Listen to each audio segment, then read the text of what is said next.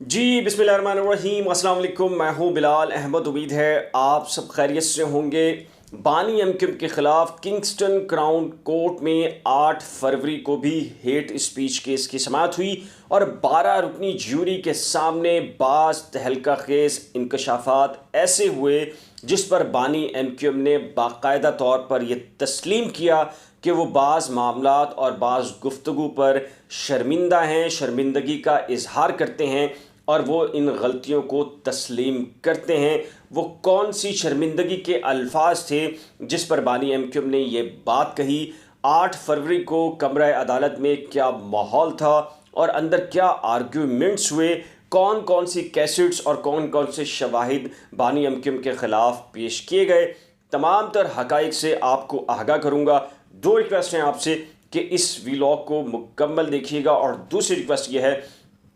कि अगर आपने मेरे YouTube चैनल को अभी तक सब्सक्राइब नहीं किया तो बराए करम सब्सक्राइब, वीडियो को शेयर, लाइक और बेल आइकन को लाजिम प्रेस कीजिएगा, क्योंकि बेल आइकन के प्रेस करने से जैसे ही कोई नई वीडियो या व्लॉग अपलोड होगा तो नोटिफिकेशन के ज़रिए आपको मिल जाएगा और आपको मेरी वीडियो सर्च करना नहीं पड़ेगी। अच्छा जी, 8 फरवरी को भी 12 रुकनी ज्यूरी बेंच जिसने हलफ उठाया था कि वो इस केस की समाअत करेंगे और 25 फरवरी तक कंक्लूड करके फ़ैसला उन्होंने सुनाया जाना है। आज क्या हुआ? आज बानी एमक्यूएम की वो तकारीर जो कि 22 अगस्त 2016 को कराची प्रेस क्लब के बाहर की गई थी भूख हड़ताली कैंप के दौरान, वो दोबारा से चलाई गई। वो चलाने की नौबत यूँ पेश आई कि आर्ग्यूमेंट में प्रोसिक्यूशन ने ये कहा था कि हुकूमत पाकिस्तान ने भी और इंडिविजुअली भी जो शिकायत लंदन पुलिस को मौसूल हुई, उनके मुताबिक बानी एमक्यूएम ने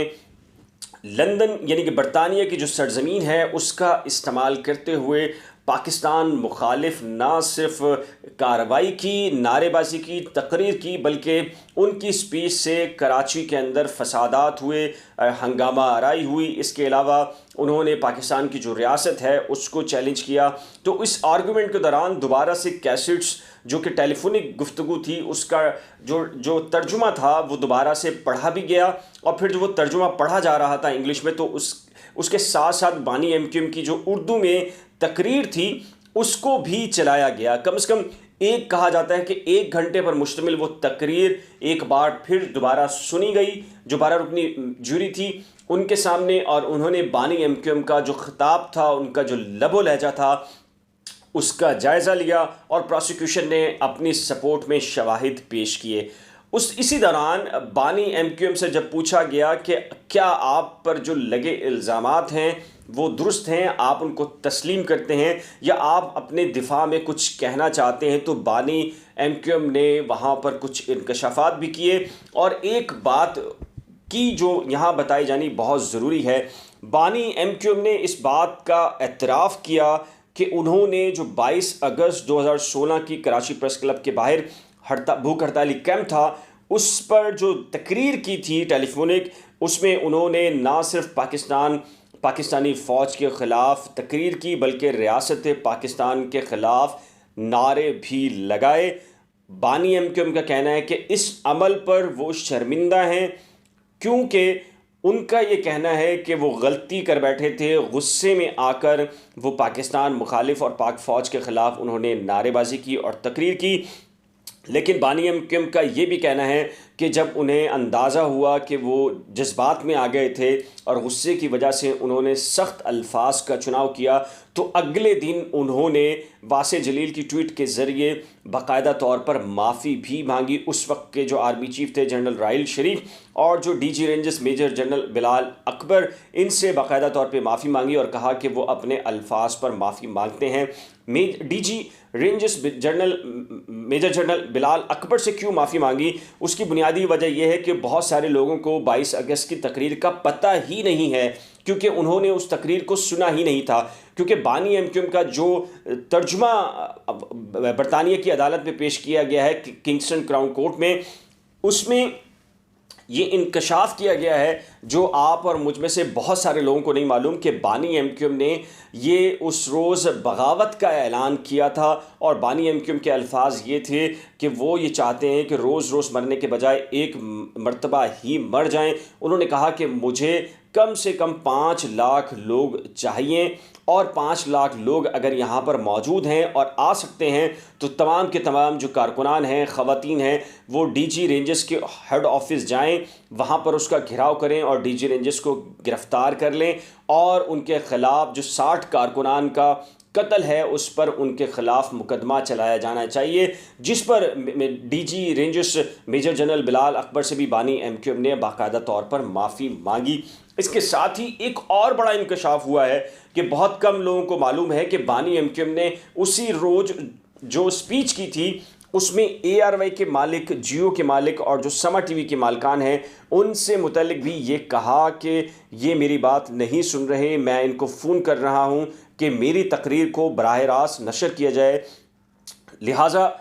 तमाम कारकुनान यहाँ से उठें जाएं और इनकी नशियात को बंद करें। और उन्होंने यहाँ तक कहा कि जो मीडिया मालिकान हैं उन्हें गिरफ़्तार करके या हिरासत में लेके या उन्हें अपने पास बुलाकर कारकुनान उन्हें गधे पर बिठाकर पूरे शहर में इसकी परेड की जाए, उनकी बेइज्जती की जाए कि वो बानी एमक्यूएम की जो तकरीर है उसको नशर नहीं कर रहे। तो एक नामालूम शख्स ने भी एक शेर भी पढ़ा और जो बरतानवी पुलिस है उसका ये क्लेम था कि बानी एमक्यूएम से ने मुख्तलिफ जो ख़वातीन बैठी थी भूख हड़ताली कैंप पर, उनसे जब ये पूछा कि वो क्या जो बानी एमक्यूएम कह रहे हैं कि यहाँ से उठकर मीडिया हाउसेस पर जाकर उनमें जो नशरियात है उसको बंद करें और डीजी रेंजर्स के ऑफिस जाकर डीजी रेंजर्स को हिरासत में ले लें या गिरफ़्तार कर लें या उन पर कब्ज़ा कर लें मुकम्मल तौर पर हेड ऑफिस में, तो वहाँ पर जो ख़वातीन मौजूद थीं, जब बानी एमक्यूएम ने कहा कि क्या आप तैयार हैं, तो वहाँ जो बैठी हुई ख़वातीन थी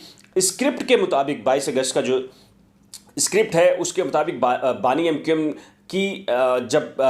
रिक्वेस्ट के ऊपर ख़वातीन ने जब कहा कि हाँ वो तैयार हैं भाई, आप हुक्म दे तो ये काम आज ही हो जाएगा, तो जिस पर बानी एमक्यूएम ने कहा तो बिस्मिल्लाह, और साथ ही ये नसीहत की कि जो हमने तय किया है उसको अच्छे से करना है और ये ख्याल रखना है कि अपने जो साथी हैं यानी कि कारकुनान होंगे एमक्यूएम के उन्हें छोड़कर नहीं जाना। अच्छा, दौरान समात ही जो लंदन पुलिस है उन्होंने ARY खसूसन जो अटैक हुआ था, हमला हुआ था, उसकी वीडियोस और जो CCTV फुटेजेस हैं वो 12 रुकनी जूरी के सामने पेश की और बताया कि ये वही कारकुनान हैं जो कि भूख हड़ताली कैंप पर भी मौजूद थे और इन्होंने ही वहाँ पर जो मीडिया हाउसेस थे वहाँ पर तोड़ फोड़ की है। आज का जो बयान है वो यकीनी तौर पर इस हद तक प्रोसिक्यूशन